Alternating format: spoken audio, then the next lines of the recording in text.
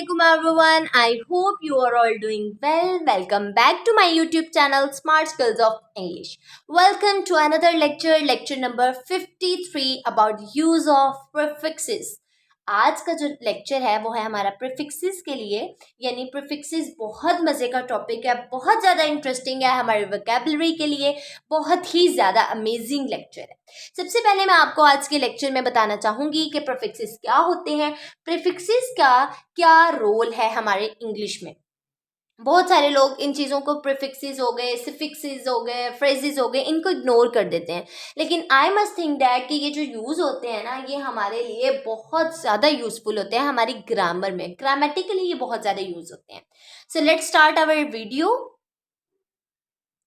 Prefixes. A prefix is a letter or a group of letters adding to the beginning of a word. Prefix एक ऐसा letter होता है, यानी group letters का ऐसा कोई ग्रुप जो हम किसी भी वर्ड से पहले हम उसमें अटैच कर देते हैं तो वो हमारा एक न्यू वर्ड बन जाता है। For example the prefix UN means not, यानी कोई भी प्रीफिक्स है UN है, अगर मैंने किसी वर्ड से पहले ये अटैच कर दिया तो वो एक बिल्कुल न्यू वर्ड क्रिएट हो जाएगा और वो प्रीफिक्सेस का रोल प्ले करेगा। आज की वीडियो में जस्ट मैं आपको प्रीफिक्सेस के बारे में बता रही हूँ, आगे इंशाल्लाह आपको बताऊंगी सिफिक्स के बारे में, लेकिन आपने ये सारे लेक्चर्स ना अच्छे से नोट डाउन कर लेने हैं ताकि आपको बिल्कुल अच्छे से समझ आ जाए। तो मैं बात कर रही थी प्रीफिक्सेस के बारे में कि प्रीफिक्सेस क्या होते हैं। तो प्रीफिक्सेस इज अ लेटर और अ ग्रुप ऑफ लेटर्स, यानी कि हम कोई भी वर्ड के साथ अगर हम नया वर्ड यानी 2 लेटर्स अगर हम अटैच करते हैं so that is called prefixes, वो एक नया वर्ड बन जाता है।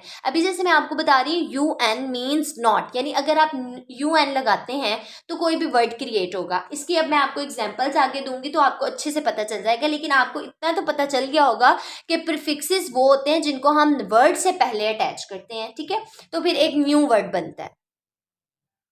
The prefix is added to the beginning of a word, यानी किसी भी सेंटेंस से शुरू में पहले हम लगाते हैं।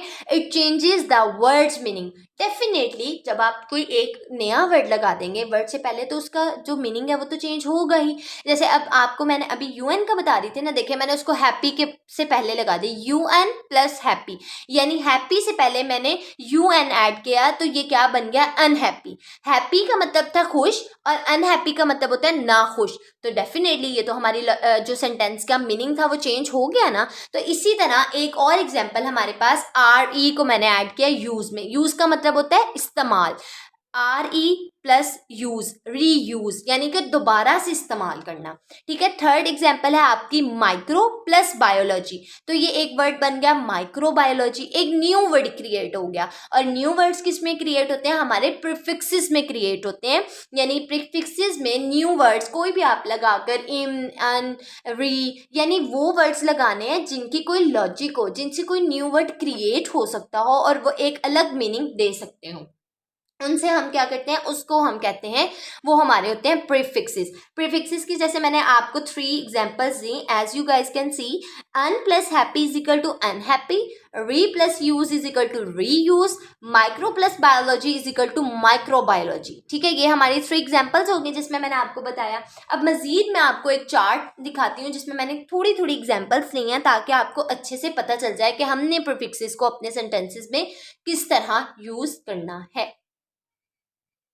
सबसे पहले आप लोग देख रहे होंगे मैंने ग्रीन के साथ जो लिखा हुआ है री मीन्स अगेन, यानी री का मतलब होता है दोबारा। अब इस लफ्ज से मैं कितने सारे वर्ड्स क्रिएट कर सकती हूँ, जैसे मैंने ग्रीन से एक साइड पे लिखा हुआ है रिवाइंड, रीबिल्ड, रिव्यू, री अटैच एंड रीडू।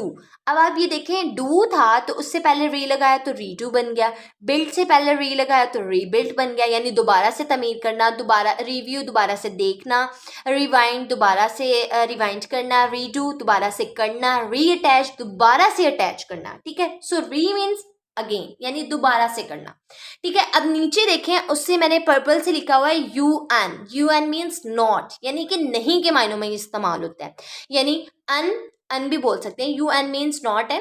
अनबियरेबल, नाकाबिले बर्दाश्त, अनडू, अनकाइंड, अनटाई, अनडिसाइडेड, ठीक है। ये थे हमारे अन मीन्स नॉट, जो कि हम नॉट के सेंस में यूज करते हैं। ठीक है, ये अब आपको जो पर्पल वाला शो करवाया ना, ये भी हमारे प्रीफिक्सेस हैं, और ऊपर प्रीफिक्सेस री मीन्स वाले और अन वाले। अब है नीचे इम। इम मीन्स नॉट, इम का मीन भी नॉट होता है। ठीक है, जैसे इम्प्योर, गैर खालिस, यानी कि ना खालिस। ठीक है, एक होती है खालिस चीज़ और जो खालिस चीज़ नहीं है जिसमें मिलावट होती है उसको हम कहते हैं इम्प्योर। इम्पर्सनल, इमूवेबल, जो हरकत नहीं कर सकती। ठीक है, इसके साथ साथ और एग्जाम्पल है हमारे पास इम्पेशेंट। यानी ये वो सारे प्रीफिक्सेस मैंने आपके लिए लिखे जो कि आप लिखकर, जैसे री को लिखकर कुछ नए वर्ड्स बना सकते हैं, अन को लिखकर आप बना सकते हैं, और इम को लिखकर कितने सारे हमारे पास वर्ड्स बन गए। रीबिल्ड, रिव्यू, री अट्रैक्ट, री attach, unbearable, undo, unkind, undecided, impersonal, immovable, impure, impatient. ये थे हमारे प्रीफिक्सेस। आई होप कि आपको यहाँ तक बिल्कुल क्लेरिफाई हो गया होगा कि हम जो प्रीफिक्सेस हैं वो ऐड करने के लिए, किसी भी सेंटेंस में एडिशन के लिए, कोई भी नया वर्ड क्रिएट करने के लिए हम प्रीफिक्सेस यूज़ करते हैं।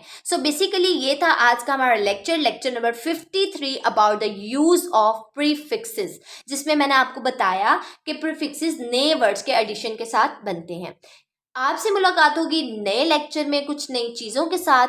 Please subscribe my channel and don't forget to like, comment and share, and also hit the notification bell to stay updated with all future lessons.